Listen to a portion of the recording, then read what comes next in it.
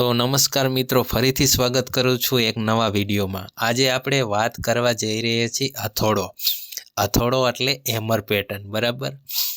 હવે આ hammer pattern અંગ્રેજીમાં હેમર એને કહે છે અને આપણી ભાષામાં આપણે એને હથોડો કહેવાનો, બરાબર। કારણ કે આ હથોડા જેવી લાગે છે એટલે આપણે એને હથોડો હેમર પેટર્ન કહીએ।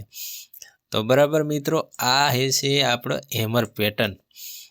હવે આ હેમર પેટર્નની પાછળની જે સાયકોલોજી પણ અલગ છે અને શું કામ આને હેમર પેટર્ન કહેવાય છે, સ્ટોક માર્કેટમાં કઈ રીતના કામ કરે છે, આજે આપણે એ વિડીયો ઉપર વાત કરવાના છીએ। હવે મિત્રો, સ્ટોક માર્કેટમાં ઘણી બધી કેન્ડલો બને છે, જેમ કે મારુબોજુ કેન્ડલ, પછી hammer, inverter hammer, dragon fly doji, પછી શૂટિંગ સ્ટાર, એવી ઘણી બધી પ્રકારની કેન્ડલો હોય છે જેના અલગ અલગ નામ હોય છે। તો મિત્રો, એ કેન્ડલોના નામ યાદ રાખવા કરતાં એ કેન્ડલોની પાછળની જે સાયકોલોજી આપણે યાદ રાખવી ને, તો સ્ટોક માર્કેટમાં એ ખૂબ જ સારી રીતના કામ કરે છે અને આપણને કામ પણ લાગે છે। તો મિત્રો, આ કેન્ડલની હું સાયકોલોજીની વાત કરવાનો છું। તો મિત્રો, ધારી લો કે આ એક ડાઉન ટ્રેન્ડ હતું, ભાવ આવી રીતના નીચે આવી રહ્યો હતો, બરાબર।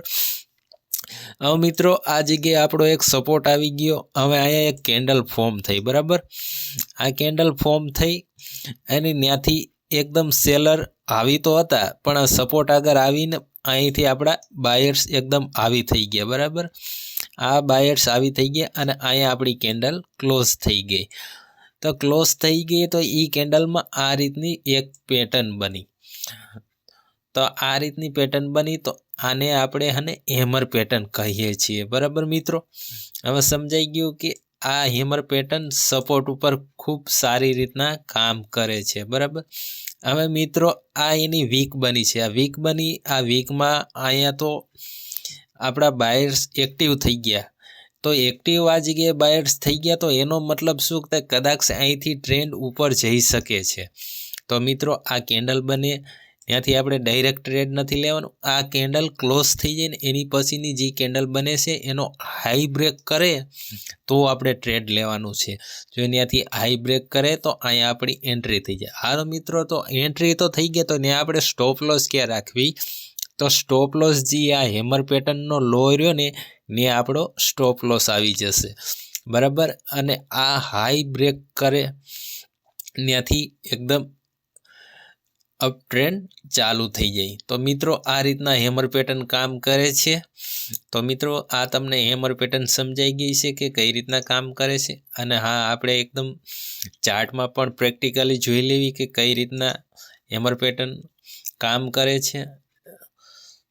તો મિત્રો, મેં જેમ તમને આગલામાં વાત કરી કે આ એકદમ જોવા સપોર્ટ ઉપર, બરાબર, સ્ટ્રોંગ સપોર્ટ છે, સમજાઈ ગયું તમને મિત્રો? આ સ્ટ્રોંગ સપોર્ટ છે, આવી રીતના ભાવ ઉપર ગયો, ત્યાંથી એકદમ ડાઉન ટ્રેન્ડમાં ભાવ નીચે આવ્યો, તો આ જગ્યાએ આપણી હેમર પેટર્ન ફોર્મ થઈ ગઈ, બરાબર મિત્રો।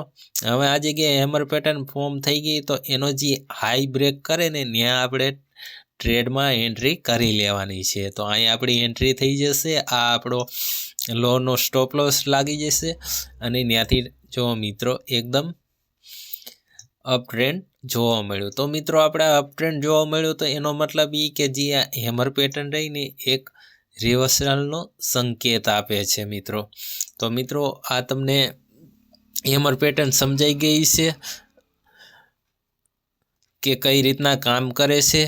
અને હા મિત્રો, આ વિડીયોથી જો તમને સ્ટોક માર્કેટમાં, હું સ્ટોક માર્કેટને લગતા જ વિડીયો મૂકું છું, અને સ્ટોક માર્કેટ શીખવું હોય તમારે એ પણ આપણી ગુજરાતી ભાષામાં અને સરળ ભાષામાં, તો મારી ચેનલને સબસ્ક્રાઈબ કરો, લાઈક કરો આ વિડીયોને, અને હા, શેર કરો તમારા એવા મિત્રોને જેને સ્ટોક માર્કેટ શીખવાની રુચિ હોય। તો થેન્ક યુ।